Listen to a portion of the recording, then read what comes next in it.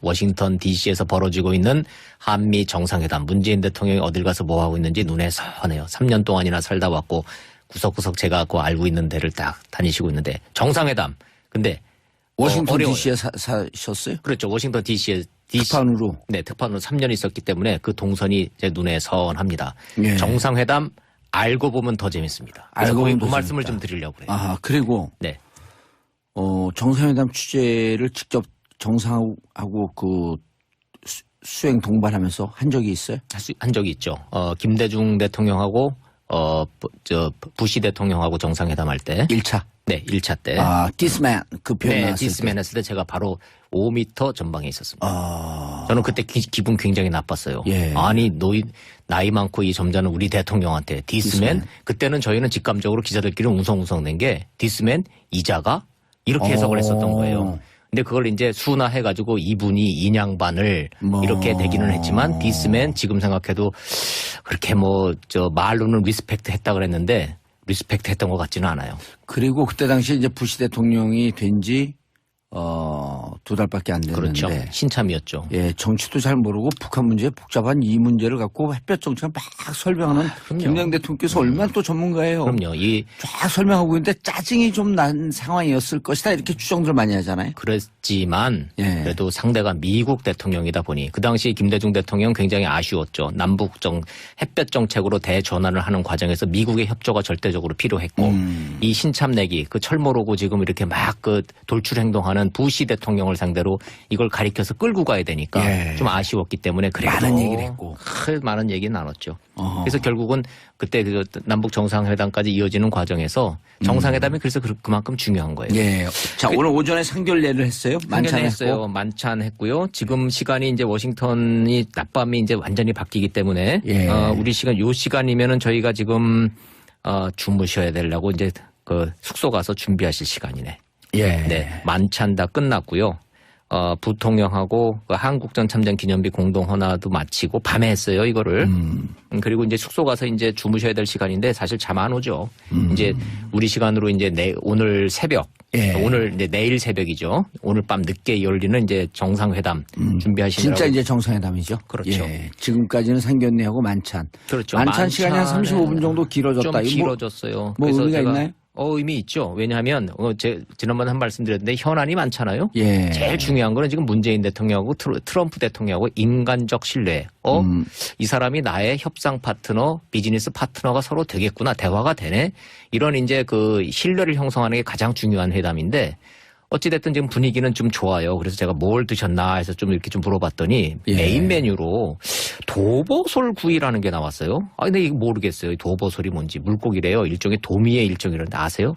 도버솔 구이라는 거 드셔보셨습니까? 그거요? 네.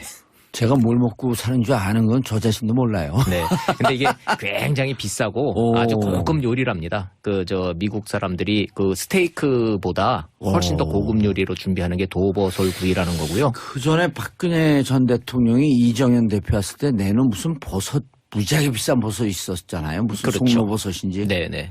그게 이제 그런 웰빙 식품들이 좀 비싸죠. 예. 미국도 이제 이렇게 고기보다는 이런 생선류, 버섯류 이제 이런 거에 대한 관심들이 높아지고 또 메인 메뉴로 나오는 게 또 비빔밥을 나왔어요. 우리를 다분히 이제 이제 배려를 좀 해준 거예요. 쌀은 물론 캘리포니아 쌀입니다. 그걸 이제 황금이라고 이제 이름 지어지는 쌀인데 예. 어찌됐든 그거 같은 이런 먹기 편한 음식으로 이제 했다는 것 자체가 공식 환영 인사 만찬 반응이 괜찮았다는 거예요. 예. 근데 이게요, 그거 아시죠? 대통령이 정상회담할 때 다 급이 있는 거. 국빈 방문, 예. 스테이트 비지트가 있고, 예. 공식 방문, 오피셜 비지트가 있고, 오피셜 워킹 비지트, 공식 실무 방문이 있고, 맨 마지막 단계가 실무 방문인데, 사실은 문재인 대통령 이번 방문은 공식 실무 방문급이에요. 정말로 실무적으로 간 거지 뭔가 대접받으러 간 이 정상회담이 아니거든요. 그런데 이거 백악관 환영 만찬은 요거는 국빈 방문이나 그 밑에 그 공식 방문급에만 해주는 의전 절차예요. 좀 특이하죠. 예. 이게 뭐냐면 그만큼 예우를 좀 해준 거예요. 그다음에 숙소도 블레어 하우스라고 지금 백악관에서 한 옆에 있는 그런 숙소도 예. 원래 이렇게 실무 방문을 하면은 2박만 허용을 해요. 어허. 2박만 재워줘요. 예. 미국 정부가. 근데 이거 이번에 우리가 3박을 이제 받았거든요. 그래서 급은 이제 실무 방문급이지만 의전이나 이런 절차로 보면은 미국 정부가 굉장히 신경 쓰고 이렇게 좀 그 페이버를 준 흔적이 좀 역력해 보여요. 그런 게 다 그렇게 그 의전 절차가 다 다릅니다. 근데 국빈 방문이 제일 좋을 것 같잖아요. 예. 근데 국빈 방문은 어느 나라 대통령이든 미국 정부 입장에서는 재임 중 한 번만 허용해 주는 거 아세요? 재임 중 한 번이라뇨. 그러니까 트럼프 재임 중 한 번? 아니, 그러니까 환영 이제 초대받아 오는 외국 정상들. 그러니까 문재인 대통령 5년 임기 중에 스테이트 비짓은 한 번만 번이에요. 허용한다. 그래서 박근혜 전 대통령 때도 첫 방문은 국빈 방문이 아니었고요. 예. 이명박 대통령도 처음엔 아니었고 두 번째 방문했을 때가 국빈 방문이에요. 국빈 방문이 되면 예포를 21발 쏴줘요. 예. 그다음에 의장대 사회를 해주고 그다음에 캠프 데이비드로 초대를 해서 저녁 비공식 만찬을 갖죠. 그래서 훨씬 더 이 그 격이 높고 그러기는 하지만 왜 그럼 국빈 방문 안 했냐 그러지만 사실은 모든 대통령한테는 외국 대통령한테는 한 번만 기회가 주어지는 게 국빈 방문입니다. 그래서 이명박 전 대통령이 캠프 데이비드 가고 카트 타고 맞고 만면에 웃음을 띠고 좋아한 게 그때 국빈 방문이었어요. 국빈 방문이었습니다. 근데 마치 그때 우리나라 언론에서도 뭐라 그랬냐면 캠프 데이빗에 초청받은 최초의 인물인 것처럼. 그게 아니에요. 그게 아니라 이제 임기를 이제 마지막으로 해서 언론이 정말 잘해야 되겠어요. 그렇죠. 이런 걸 네. 그냥 뭐 마치 그때도 그냥 대통령 그냥 엄청 칭송하고 찬양하면서 캠프 데이빗을 최초에 초청받은 것처럼 얼마나 과장을 했어요. 우연히 좀 그렇게 좀 된 측면이 좀 있죠. 근데 반대로요. 미국 대통령이 한국에 올 경우에는 대부분은 국빈 만찬이에요. 근데 국빈 방문이에요. 그건 이유가 또 있어요. 미국 대통령이 재임 중에 한국을 2번 오기가 힘들어요. 그러니까 무조건 처음에 올 때 국빈 방문 해주는 거예요, 우리는. 왜냐하면 처음이자 마지막이 될 가능성이 많기 때문에. 그래서 이게 우리 잘못 생각하면 미국 대통령은 우리나라를 올 때 우리는 국빈 방문급으로 예우를 해주는데 왜 우리 대통령은 가면은 그거 안 해주느냐 그런데 그거는 잘 몰라서 하는 소리인 거고 그게 모든 게 외교 관례상 국제적으로 국빈 방문은 한 사람한테 한 번뿐이 기회가 안 주어진다는 거죠.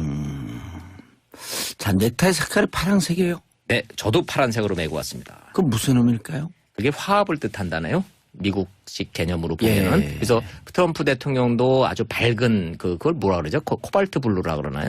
근데 똑같은 색깔을 매셨더라고요. 그다음에 화합의 상징이에요? 그렇대요. 그게 무슨 화합하고 서로 이렇게 우정과 친분 뭐 이런 거를 밝은 이미지라 그러고. 보통 이제 백악관에서요 대변인이 브리핑할 때 보면은 그 뒤 배경이 블루인 거 아시죠? 그렇죠. 예. 근데 이제 그거는 원래 색을 전공하는 사람들한테 여쭤봤더니 이렇게 파란색은 그 신뢰, 그 다음에 정직 이런 걸 상징한다는 거예요. 그렇죠. 그래서 백악관 대변인이 할 때는 기본적으로 파란색을 보면 사람들이 신뢰감을 느끼는 거예요. 그리고 저 발언은 정확하게 정직하게 하는 거구나. 이런 신뢰감 때문에 파란색을 쓰고 있다는 거거든요. 네네. 근데 또 화합의 상징이라고 하는 건 오늘 또 처음 들었네. 뭐 동맹, 이렇게 결합, 이런 의미를 강조하기 위해서 저 파란색을 이제 넥타이를 맸다는 것이고 개인적으로는 트럼프 대통령은 빨간 넥타이를 선호하거든요. 그랬죠. 빨간 넥타이를 많이 맸죠. 네. 트럼프 대통령이 백악관 3층 개인 집무실에 트리티룸을 공개했다. 이 속보가 막 뜨고 있는데요. 이거 처음인데요. 저 지금까지 직간접적으로 한미 정상회담 백악관 취재를 해본 경험으로는 이 트리티룸 들어간 것 전 들어가 보지 못했고요. 당연히.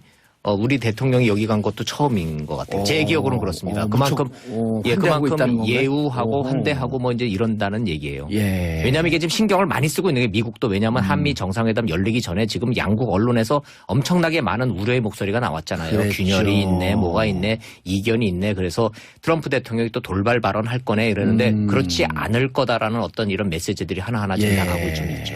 그런데 방금 우리 1, 2부에 출연했던 김종대 의원의 표현에 따르면 뉴욕타임즈 사설이 며칠 전 뉴욕타임즈 사설이 뭐라 그랬냐면 트럼프의 판단이나 머리로는 북핵 문제 해결을 못한다. 그러니 문재인 대통령의 얘기를 경청하라.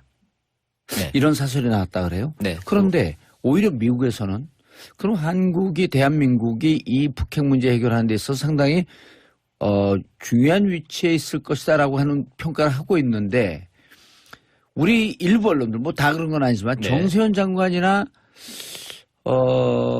문정인 교수 이런 분들은 한국의 언론이 마치 안 될 것 같다는 거 안 될 것 같다고 우려하는 게 아니라 안 되기를 바라고 있는 거 아니면서 오히려 우리나라 언론에 문제 제기를 하는 이런 전문가들도 꽤 있거든요. 꽤 있죠. 미국 내에서도 존재하고 그럼 문정인 그 특보도 네. 실질적으로 미국에서는 아무 문제가 없었는데 우리 언론이 호들갑을 떠니까 그걸 받아고 다시 미국에서 얘기했다.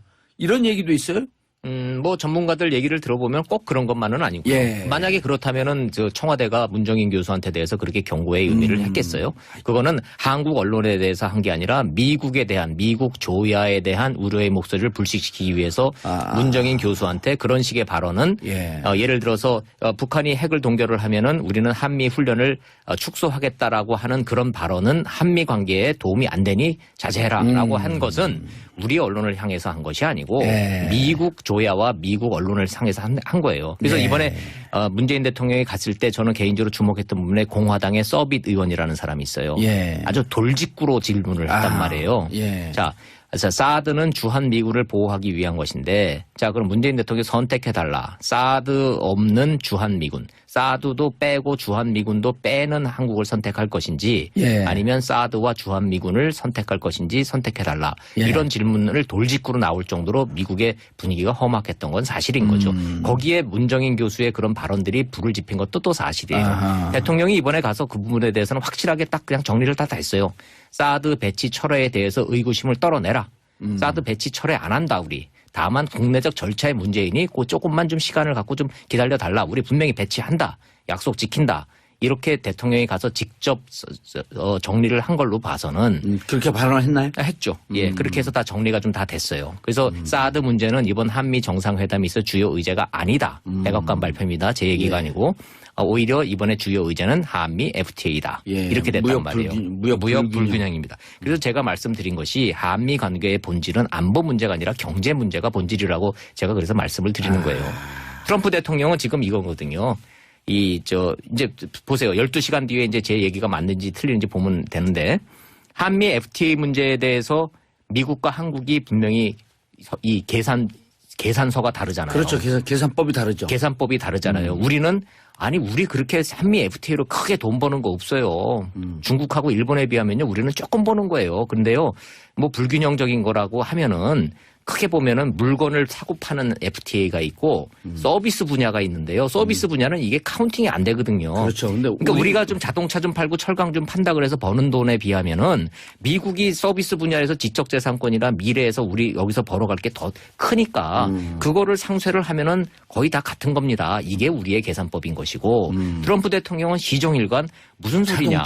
자동차, 철강 당장 수출해서 지금 돈 벌어가는 게 무역 적자가 심하지 않냐. 이건 불균형이다. 이거 다시 재조정하자. 이거 가지고 지금 이제 하는 거예요. 이거는 점잖게 웃으면서 얘기하지만 돈이 걸려 있잖아요. 그렇죠. 일자리가 걸려 있고. 일자리가 걸려 있고. 이거 굉장히 이제 자기 대선 때 가장 강력한 그럼요. 백인 하층민에게 일자리를 돌려주겠다. 그렇습니다. 그래서 문재인 대통령이 이 문제에 대해서 예습을 많이 해가시다라는 걸 제가 이제 직감적으로 느끼는 게 두 가지가 걸려 있어요. 한미 FTA에 대해서 상품 부분과 서비스 분야를 따로 띄어서 설명할 줄 아는 거. 이건 알아야지 대답할 수 있는 문제예요. 두 번째, 한미 방위비 분담 문제. 이 부분에 대해서 우리가 GDP의 2.7%를 지금 내고 있다. 지금 저 평택 그 기지 건설하는데 지금 미군 기여도는 8%밖에 안 된다. 나머지 92% 전부 한국 정부가 돈 내고 있다. 자. 독일이나 일본에 비해서 우리가 방위비 분담 결코 적지 않다. 이 문제에 대해서 설명을 쭉 하고 있는데 이게 맥히고 있다라는 거예요, 지금. 왜냐하면 미국 관리들이 알거든요. 그래서 우리가 지금 간접 비용은 카운팅 안 하고 그렇게 되는 거 아니에요? 인건비 빼고. 그렇죠. 간접 비용 우리가 그리고 토지 공여 뭐 이런 거 등등 다 하게 되면 일본이나 이런 데보다 훨씬 더 많다는 거 아니에요? 그래서 액수로 따지면 우리가 지금은 얼추 잡아서 국민 여러분들을 보시기에는 한 3조에서 4조 정도 우리가 돈 내고 있는 겁니다. 그러나 지금 계산서상으로 1조를 조금 덜 내고 있는 거로 되지만 간접비까지 포함하게 되면 3조, 4조쯤 된다. 그래서 만약에 사드가 배치가 되더라도 사드 비용 1조를 우리한테 부담시켜야 된다라는 트럼프 대통령의 그전 발언 있잖아요. 이거는 몰라서 했거나 아니면은 전략적이거나 이런 거예요. 다만 다만 이런 건 있죠. 방위비 분담 문제에 대해서 예. 한국은 아주 모범적인 동맹이라고 지금 얘기했거든요. 이번에. 누가 얘기했어요? 미국 고위 관리가 얘기했어요. 예. 익명으로 저긴 했지만 모범적인 동맹이라는 얘기는 방위비 분담 문제에 대해서 무임승차하지 않고 할 역할을 다 하고 있다. 예, 오히려 더 많이 하고 있다. 예, 그러니까 거기에 대해서는 우리가 더 무리하게 요구하지 않을 거다 이런 메시지란 말이에요. 아하. 그러니까 이제 한미 정상회담에 있어서 의제 조율이 이런 식으로 잘 되고 있는데 딱 한 가지 북핵 문제와 한미 FTA 문제의 이 계산법 자체가 달라서 여기에 대해서는 이견이 당연히 있죠. 한국하고 미국이 뭐 입장이 다른데 어떻게 그게 같을 수가 있겠습니까? 예. 자, 문재인 대통령이 이 부분에 대해서 잘 조율을 하고 트럼프 대통령하고 어떤 얘기를 이제 주고받는지 좀 지켜보고 있습니다. 전격적으로 북한 핵 문제가 핵 문제에 대한 길이 모색될 수도 있겠네요. 예를 들어 지금 그 문재인 대통령은 2단계 전략이란 말이에요. 네. 1단 동결, 그다음 네. 2단계 폐기. 네. 자, 미국에서는 아직 이 부분에 대해서는 북한 핵이 골치 아프다. 그런데 어떻게 접근하겠다라고 하는 방법은 현재 안 나오고 있잖아요. 그렇죠. 근데 그 부분에 대해서는 거기서 나온 건 maximum pressure and engagement. 그렇죠. 이 정도 원칙만 나와 있거든요. 원칙만 남아 있죠. 구체적인 단계로는 안 나와 있어요. 그렇습니다. 비슷한 듯 하면서 원칙적으로 다른 게 있어요. 미국은 지금까지 북한 문제에 대해서 이전 정권의 그 전략이 실패했다고 보는데 예. 이전 정권의 그 전략이라는 것이 딴 게 아니에요. 리비아 모델이거든요. 예. 리비아 모델이 핵 프로그램을 폐기하고 대신 경제 지원을 받는 맞바꾸는 바터 형식이었단 말이에요. 예. 그런데 북한 입장에서는 이 문제에 대해서 불신을 하고 있는 것이 리비아가 그래서 경제적으로 돈은 좀 받아서 경제 상황을 좋아졌는데 카다피가 가더라는 거예요. 체제가 무너졌잖아요. 정권이 가더라는 거죠. 예. 그거를 극도로 무서워하고 있는 거래요. 그래서 북한은 핵과 체제 안전을 맞바꾸라는 거죠. 그래서 북미 평화협정하고 정도로 맞바꾸지 않는 한 우리는 예. 못 믿는다. 이게 북한의 스탠스인데 이게 변하지 않는 이상 예. 이 북핵 문제가 동결하고 그다음에 대화를 통해서 그다음에 폐기로 가는 이 수순이 과연 되겠느냐. 이론적으로는 되겠지만. 그래서 지금 문재인 대통령은 중국의 시진핑도 북한의 손을 들어주면서 평화협정과 핵 폐기, 네. 핵 폐기를 동시 카드로 진행을 하자. 네. 그런데 오바마 때는 뭐라 그러냐 무슨 얘기냐 핵폐기 먼저 하고 그렇죠. 그다음에 논의하자 나머지 주제는 그렇습니다. 평화협정 입으로 꺼내지도 않았단 그렇죠. 말이에요. 북미 평화협정 문제는 한국 정부가 또 받기가 어려워요. 그건 문재인 정부도 받기가 굉장히 어려운 카드입니다. 그게 간단한 문제가 아니에요. 기본적으로 지금 한국의 정전체제는 미국과 유엔군과 북한군이 맺은 협정이에요. 예. 당사자인 한국군이 빠져 있습니다. 지금 한국이. 예. 그러니까 이 상태에서 북미 평화협정이 맺어진다는 거는 전쟁의 당사자였던 한반도 문제의 당사자인 남한 정부가 소외되는 거예요.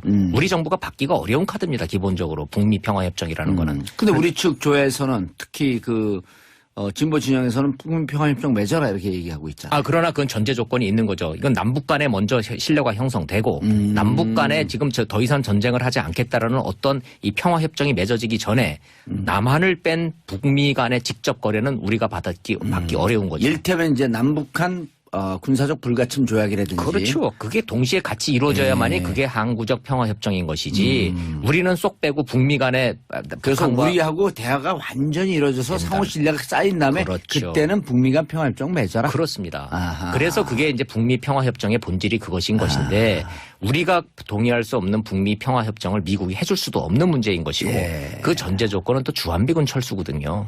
그래서 이게 굉장히 복잡한 방정식이죠. 근데 이제 김정일 체제까지도 주한미군 철수를 우리가 바라는 것은 아니다 이런 표현도 또 나왔었잖아요. 그렇죠. 그러나 그거는 김대중 대통령의 일방적인 주장이었을 뿐 김정일의 입을 통해서 그것이 확인된 적은 없습니다. 지금까지 북한이 보여온 그 스탠스는 명확하거든요. 주한미군 철수하고 그다음에 북미 평화협정 맺고 그리고 나면 우리가 안전이 보장됐다라고 확신이 들면 핵을 포기하겠다. 자, 그래서 어렵기 때문에 이 문제에 대해서 전향적인 한미 간의 어떤 뚝 부러지는 하늘에서 뚝 떨어지는 해법이라는 건 없는 것인 거고 문재인 대통령의 이제 이 설득 방법은 이겁니다. 그렇다고 목만 조른다고 해결 안 되지 않느냐. 인게이지먼트라고 하는 당신들 카드를 갖고 그렇습니다. 좀 유혹적인 무슨 안도 좀 당근도 좀 주자. 네. 두 가지를 가지고 카드를 갔어요. 메시지가. 첫 번째는 당신도 햄버거 대화한다고 그러지 않았느냐. 그러니까 내가 그거 한번 해보겠다는 거다. 이게 첫 번째 메시지고 거부하기가 좀 어렵죠. 두 번째는 북한에 대해서 한미 관계는 전략 전략적 경제 동반자 관계라는 거예요. 좀 말이 좀 어렵죠. 그 예. 얘기가 뭐냐면 북한 문 열리면 미국 기업들이 거기 투자해서 돈 벌 수 있어. 그러니까 반대만 하지 말아줘. 이런 뜻이에요. 우리도 계속 그 주장을 했는데 네네. 실질적으로 트럼프는 투자라든지 경제 문제에 대해서 무척 민감하기 때문에 그렇습니다. 당신들은 북에 가갖고 우리와 손잡고 돈 벌 수 있는 기회가 많은데 저는 이걸 딱 들으면서 제 무릎을 탁 쳤어요. 문재인 대통령한테 누가 이거 건의했는지 기가 막힌 수 가져갔다. 트럼프 대통령이 솔깃할 수 있는 그런 화두를 가져간 거예요. 저희가 저하고 이리고 우리 팟캐스트 방송하는 사람은 2달 전부터 얘기했어요. 트럼프, let's make money. 그렇죠. in North Korea. 그렇죠. 우리 미국 북한 가고 돈 벌자. 예. 그러니까 양수겹장이다. 북한 가서 돈도 벌 수 있고, 그다음에 북한 문제 해결하면 너 지금 국내 문제 때문에 당신 어려운데 최고의 대통령으로 최고의 대통령 성과 얻을 수 있다. 그런 거를 하기 위해서 정상회담이 중요한 게요. 그렇게 인간적 터치를 하고 어프로치를 해야 되는 거예요. 그러니까 지금 문재인 대통령이 가가지고 나도 당신도 고생 많이 했지. 대선 때 나도 가짜뉴스 때문에 고생 엄청 많이 했는데 당신도 가짜뉴스 때문에 그러지 않느냐. 그러니까 트럼프가 언론도 이야기를 듣고 있길 바란다 그러면서 막 웃으면서 야 우린 가짜뉴스 동창생이야. 네. 그래서요. 지금 이제 헤어졌거든요. 이제 궁금한 게 이제 트럼프 대통령이 잠자리에 들기 전에 혹시 트위터에다가 프레지던트 문 is nice guy with a good time 뭐 이런 거 하나 좀 날려주면 분위기를 이게 좋았구나. 이런 거 이제 가늠할 수가 그리고 있는데. 내일 정상회담 할 때 그렇게 되면 상당히 부드럽게 아주 부드러워지죠. 예. 네. 그런 알겠습니다. 재미있는 깨알 재미가 정상회담 이 앞뒤에 곳곳에 박혀 있어요. 트럼프 트윗을 날릴까 안 날릴까? 이제 궁금해요. 좀 난리라고. 우리가 또 한번 살짝 내기를 해야죠. 원래 그 언론보다 트위터를 더 알고 자기 기사가 언론을 통해서 나오는 것보다 자기가 트위터로 먼저 날릴 직성이 풀리는 분 아니에요? 근데 저는 굳이 내기를 한다면 안 날린다의 한 표입니다. 왜냐하면 트럼프 대통령이 지금 극도로 자제하고 있어요. 왜냐하면 돌출 행동, 돌출 발언 안 하는 게 컨셉입니다. 악수하는 거 보세요. 아주 의례적으로 정상적인 악수하고 어깨 한번 톡톡하고 싹 가잖아요. 평상시에 했던 그런 거친 행동들, 그런 거친 돌발 행동이 일체 없습니다. 저희가 지금. 그것도 예측했거든요. 이 컨설팅, 어드바이저, 이 보좌관들이 철저하게 행동을 조심하라. 그렇죠. 좀 난 상황이었을 것이다 이렇게 추정들 많이 하잖아요. 그랬지만 그래도 상대가 미국 대통령이다 보니 그 당시 김대중 대통령 굉장히 아쉬웠죠. 남북 햇볕 정책으로 대전환을 하는 과정에서 미국의 협조가 절대적으로 필요했고 이 신참내기 그 철모로고 지금 이렇게 막 그 돌출 행동하는 부시 대통령을 상대로 이걸 가리켜서 끌고 가야 되니까 좀 아쉬웠기 때문에 많은 얘기를 했고 많은 얘기 나눴죠. 그래서 결국은 그때 그 남북 정상회담까지 이어지는 과정에서 정상회담이 그래서 그만큼 중요한 거예요. 예. 자, 오늘 오전에 상견례를 했어요? 만찬했어요. 만찬했고요. 지금 시간이 이제 워싱턴이 낮밤이 이제 완전히 바뀌기 때문에 우리 시간 요 시간이면은 저희가 지금 주무셔야 되려고 이제 그 숙소 가서 준비하실 시간이네. 네. 만찬 다 끝났고요. 부통령하고 그 한국전 참전 기념비 공동 헌화도 마치고 밤에 했어요, 이거를. 그리고 이제 숙소 가서 이제 주무셔야 될 시간인데 사실 잠 안 오죠. 이제 우리 시간으로 이제 오늘 새벽, 오늘 이제 내일 새벽이죠. 오늘 밤 늦게 열리는 이제 정상회담 준비하시느라고. 진짜 이제 정상회담이죠. 그렇죠. 지금까지는 상견례하고 만찬. 그렇죠. 만찬 시간이 한 35분 정도 길어졌다. 좀 길어졌어요. 뭐 의미가 있나요? 의미 있죠. 왜냐하면 지난번에 한 말씀 드렸는데 현안이 많잖아요. 제일 중요한 거는 지금 문재인 대통령하고 트럼프 대통령하고 인간적 신뢰. 이 사람이 나의 협상 파트너, 비즈니스 파트너가 서로 되겠구나. 대화가 되네. 이런 이제 그 신뢰를 형성하는 게 가장 중요한 회담인데 어찌됐든 지금 분위기는 좀 좋아요. 그래서 제가 뭘 드셨나 해서 좀 이렇게 좀 물어봤더니 메인 메뉴로 도버솔 구이라는 게 나왔어요. 근데 이거 모르겠어요. 도버솔이 뭔지. 물고기래요. 일종의 도미의 일종이라는데 아세요? 도버솔 구이라는 거 드셔보셨습니까? 그거요? 네. 제가 뭘 먹고 사는 줄 아는 건 저 자신도 몰라요. 네. 근데 이게 굉장히 비싸고 아주 고급 요리랍니다. 미국 사람들이 그 스테이크보다 훨씬 더 고급 요리로 준비하는 게 도버솔 구이라는 거고요. 그 전에 박근혜 전 대통령이 이정현 대표 왔을 때 내는 무슨 버섯 무지하게 비싼 버섯이 있었잖아요. 무슨 송로버섯인지. 네네.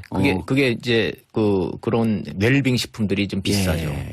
미국도 이제 이렇게 고기보다는 이런 생선류, 버섯류 이제 이런 거에 대한 관심들이 높아지고 또 메인 메뉴로 나오는 게 또 비빔밥을 나왔어요. 우리를 다분히 이제 배려를 좀 해준 거예요. 쌀은 물론 캘리포니아 쌀입니다. 그걸 이제 예. 황금이라고 이제 이름 지어지는 쌀인데 예. 어찌됐든 그와 같은 이런 그 먹기 편한 음식으로 이제 했다는 것 자체가 공식 환영 인사 그 만찬 뭐 반응이 괜찮았다는 거예요. 예. 근데 이게요. 그거 아시죠? 그 대통령이 정상회담할 때 다 급이 있다. 워싱턴 DC에서 벌어지고 있는 한미 정상회담. 문재인 대통령이 어딜 가서 뭐 하고 있는지 눈에 선해요. 3년 동안이나 살다 왔고 구석구석 제가 그 알고 있는 데를 딱 다니시고 있는데 정상회담. 근데 워싱턴 어려워요. DC에 사셨어요? 그렇죠. 워싱턴 DC에 특파원으로. 네, 특파원으로 3년 있었기 때문에 그 동선이 제 눈에 선합니다. 예. 정상회담 알고 보면 더 재밌습니다. 그래서 알고 보면 그 더 말씀을 재밌다. 좀 드리려고 그래요. 아, 그리고 네. 정상회담 취재를 직접 정상하고 그 수행 동반하면서 한 적이 있어요? 한 적이 있죠. 김대중 대통령하고 부시 대통령하고 정상회담할 때 1차. 네, 1차 때. 아, 디스맨 그 표현 네, 나왔을 디스맨 때. 했을 때 제가 바로 5m 전방에 있었습니다. 아. 저는 그때 기분 굉장히 나빴어요. 예. 아니, 나이 많고 이 점잖은 우리 대통령한테 디스맨? 그때는 저희는 직감적으로 기자들끼리 웅성웅성 낸 게 디스맨 이자가 이렇게 해석을 했었던 거예요. 근데 그걸 이제 순화해가지고 이분이 인양반을 이렇게 대기는 했지만 디스맨 지금 생각해도 그렇게 말로는 리스펙트 했다 그랬는데 리스펙트 했던 것 같지는 않아요. 그리고 그때 당시에 이제 부시 대통령이 된 지 2달밖에 안 됐는데. 그렇죠. 신참이었죠. 예, 정치도 잘 모르고 북한 문제 복잡한 이 문제를 갖고 햇볕 정책을 막 설명하는 김대중 대통령께서 얼마나 또 전문가예요. 그럼요. 쫙 설명하고 있는데 짜증이 오는 외국 정상들. 그러니까 문재인 대통령 5년 임기 중에 스테이트 비짓은 한 번만 허용한다. 그래서 박근혜 전 대통령 때도 첫 방문은 국빈 방문이 아니었고요. 예. 이명박 대통령도 처음에는 아니었고 두 번째 방문했을 때가 국빈 방문이에요. 국빈 방문이 되면 예포를 21발 쏴줘요. 예. 그다음에 의장대 사회를 해주고 그다음에 캠프 데이비드로 초대를 해서 저녁 비공식 만찬을 갖죠. 그래서 훨씬 더 그 격이 높고 그러기는 하지만 왜 그럼 국빈 방문 안 했냐 그러지만 사실은 모든 대통령한테는 외국 대통령한테는 한 번만 기회가 주어지는 게 국빈 방문입니다. 아, 그래서 이명박 전 대통령이 캠프 데이비드 가고 카트 타고 막 만면에 웃음을 띠고 좋아한 게 그때 국빈 방문이었었네요. 국빈 방문이었습니다. 근데 마치 그때 우리나라 언론에서도 뭐라 그랬냐면 캠프 데이빗에 초청받은 최초의 인물인 것처럼. 그게 아니에요. 그게 아니라 이제 임기를 이제 마지막으로 해서 언론이 정말 잘해야 되겠어요. 그렇죠. 이런 걸 그냥 마치 그때도 그냥 대통령 그냥 엄청 칭송하고 찬양하면서 캠프 데이빗을 최초에 초청받은 것처럼 얼마나 과장을 했어요. 우연히 좀 그렇게 좀 된 측면이 좀 있죠. 근데 반대로요. 미국 대통령이 한국에 올 경우에는 대부분은 국빈 만찬이에요. 그건 국빈 방문이에요. 그건 이유가 또 있어요. 미국 대통령이 재임 중에 한국을 2번 오기가 힘들어요. 그러니까 무조건 처음에 올 때 국빈 방문 해주는 거예요, 우리는. 왜냐하면 처음이자 마지막이 될 가능한 거. 국빈 방문, 스테이트 비지트가 있고, 공식 방문, 오피셜 비지트가 있고, 오피셜 워킹 비지트, 공식 실무 방문이 있고, 맨 마지막 단계가 실무 방문인데 사실은 문재인 대통령 이번 방문은 공식 실무 방문급이에요. 정말로 실무적으로 간 거지 뭔가 대접받으러 간 이 정상회담이 아니거든요. 그런데 이거 백악관 환영 만찬은 요거는 국빈 방문이나 그 밑에 그 공식 방문급에만 해주는 의전 절차예요.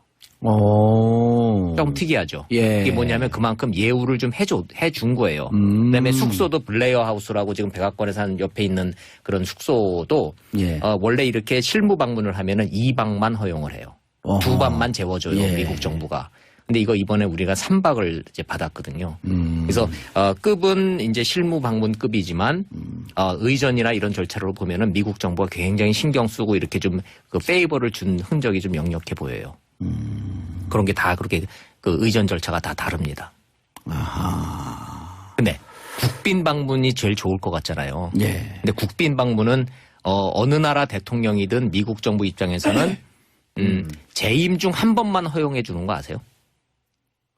재임 중 한 번이라뇨? 그러니까 트럼프 재임 중 한 번? 아니, 그러니까 환영 이제 초대받아